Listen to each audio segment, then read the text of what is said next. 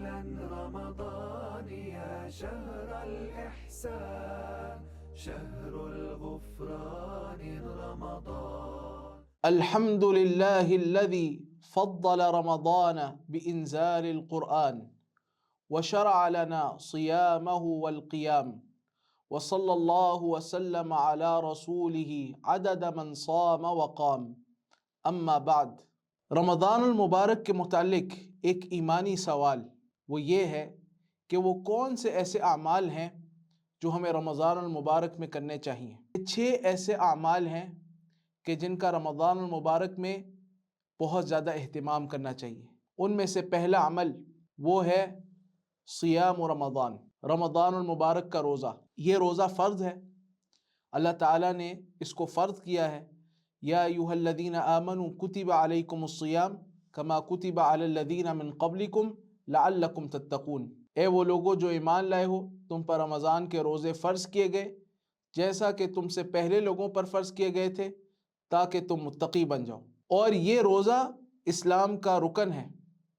بنی الاسلام علی خمس، اسلام کی بنیاد 5 ارکان میں سے ان میں سے ایک رکن ہے وصوم شہر رمضان، رمضان المبارک کے مہینے کے روزے رکھنا۔ اس روزے کی فضیلت یہ ہے، نبی کریم صلی اللہ علیہ وسلم نے فرمایا من صام رمضان ایمانا واحتسابا غفر له ما تقدم من ذنبہ۔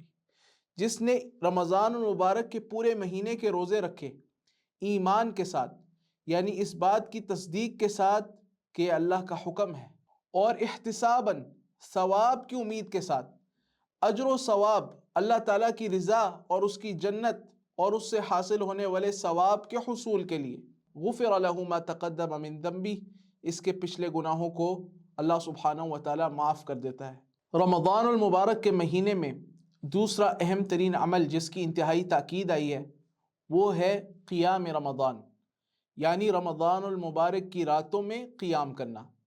نبی کریم صلی اللہ علیہ وسلم نے اس کے متعلق یہ بات ارشاد فرمائی ہے کہ من قام رمضان ایمانا واحتسابا غفر له ما تقدم من ذنبہ۔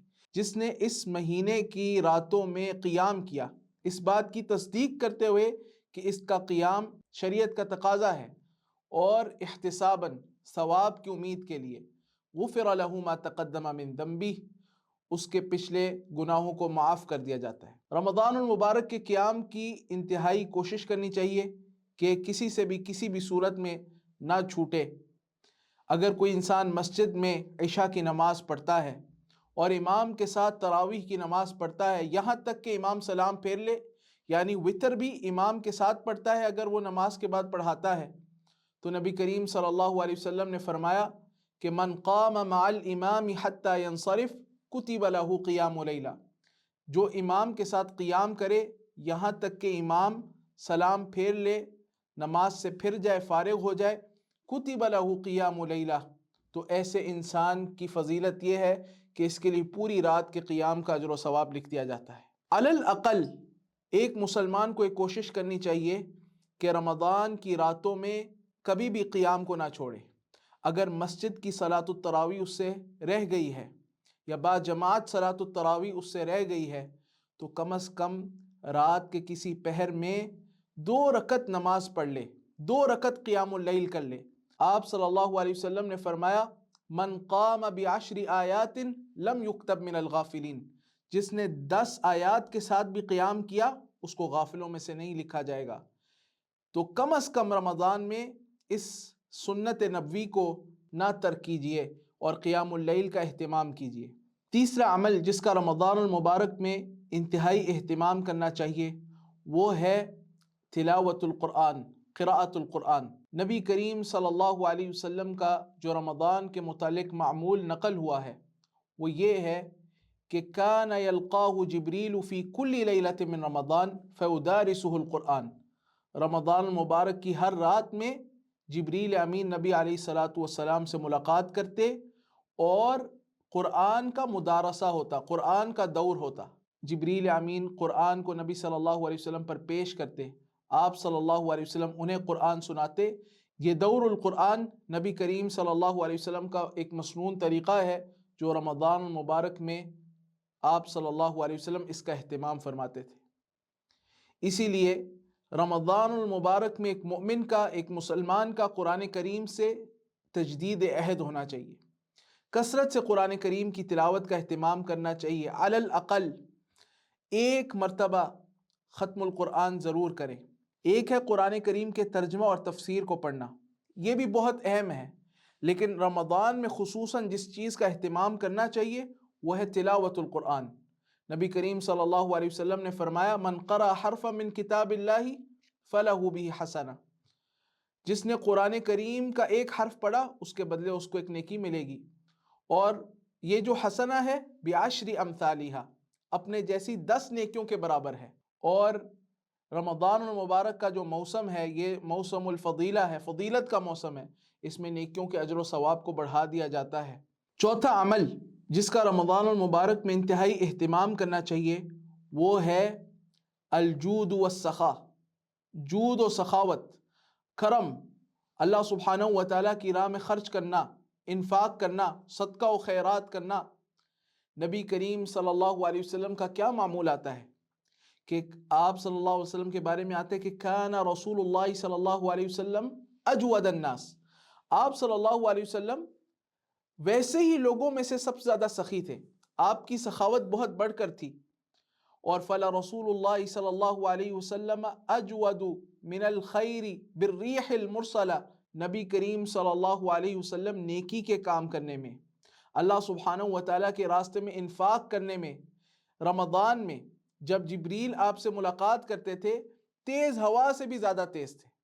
آپ صلی اللہ علیہ وسلم کی سخاوت کی مثال تیز ہوا سے دی جا سکتی ہے، جیسے ہوا ہر ایک کو پہنچتی ہے اسی طرح آپ کی سخاوت اور خرچ اور انفاق اس سے مستفید ہر کوئی ہوتا تھا۔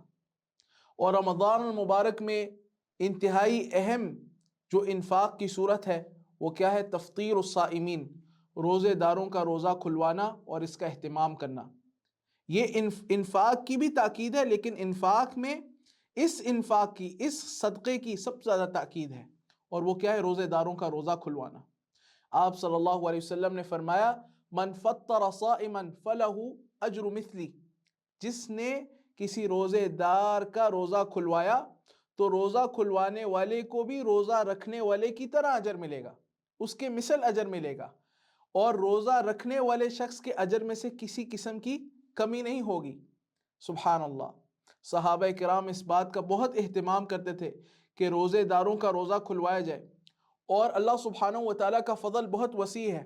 یہ جو تفطیر الصائمین ہے، روزے داروں کا روزہ کھلوانا، اہل علم کہتے ہیں کہ رات کے کسی بھی پہر میں روزے داروں کو کھلا دیا جائے، روزہ رکھنے والوں کو کھلا دیا جائے تو وہ تفطیر الصائمین میں داخل ہے، چاہے آپ غروب شمس کے وقت کھلا دیں، افطاری کے وقت، چاہے آپ اس کے بعد کھلا دیں، چاہے اس کے بعد رات کے کسی بھی پہر میں کھلا دیں، اس میں داخل ہے بإذن اللہ تعالی۔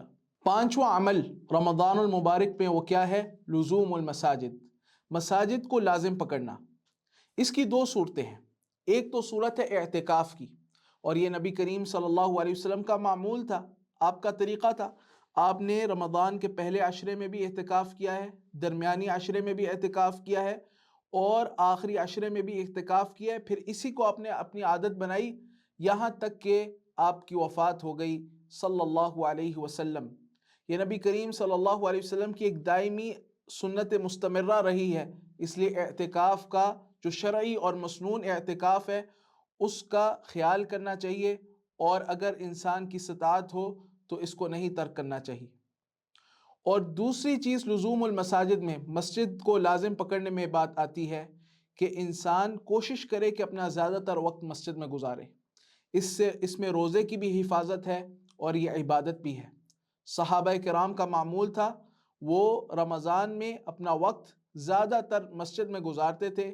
اہل علم نے بہت سی نصوص سے استدلال کیا ہے، لیکن عموماً صحابہ کرام کا ان کا یہ طریقہ تھا کہ اپنا زیادہ وقت رمضان میں مسجد میں گزارتے تھے، اور یہ کہتے تھے کہ ہم اس طرح اپنے روزے کی حفاظت کرتے ہیں۔ تو مساجد کو لازم پکڑنا اس کی بہت زیادہ فضیلت ہے، اور اس میں ایک چیز یہ بھی داخل ہے کہ اگر انسان استطاعت رکھتا ہے تو رمضان کے مہینے میں عمرہ کرے، یہ بھی مسجد کو لازم پکڑنے میں ہے، بیت اللہ الحرام کا قصد کرنا۔ نبی کریم صلی اللہ علیہ وسلم نے رمضان کے عمرے کے بارے میں فرمایا کہ ان عمرۃ فیہ تعدل حجۃ، کہ بے شک رمضان المبارک میں عمرہ کرنا یہ حج کے برابر ہے، وفی روایت حجۃ معی، میرے ساتھ حج کرنے کے برابر ہے۔ اللہ سبحانہ و تعالی حج کی فضیلت عطا کرتا ہے، حج کا ثواب دیتا ہے رمضان المبارک میں عمرہ کرنے پر۔ ساتواں عمل وہ ہے دعا۔ دعا کی بہت زیادہ تاکید آئی ہے رمضان میں، حتیٰ کہ جو قرآن کریم میں آیات الصیام ہیں ان کے درمیان میں اللہ سبحانہ و تعالیٰ نے آیت الدعا رکھی ہے۔ وَإِذَا سَأَلَكَ عِبَادِي عَنِّي فَإِنِّي قَرِيبٌ أُجِيبُ دَعْوَةَ الدَّاعِ إِذَا دَعَانِ۔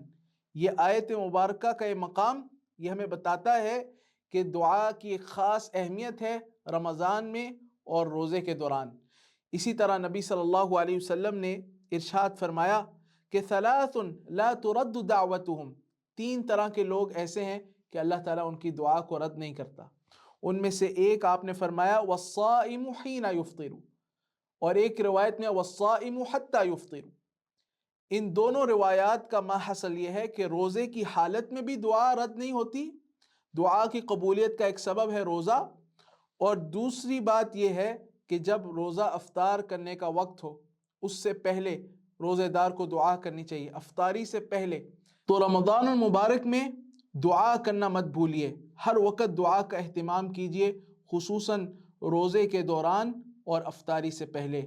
وباللہ تعالی التوفیق، وصلی اللہ وسلم علی نبینا محمد وعلی آلہ وصحبہ اجمعین۔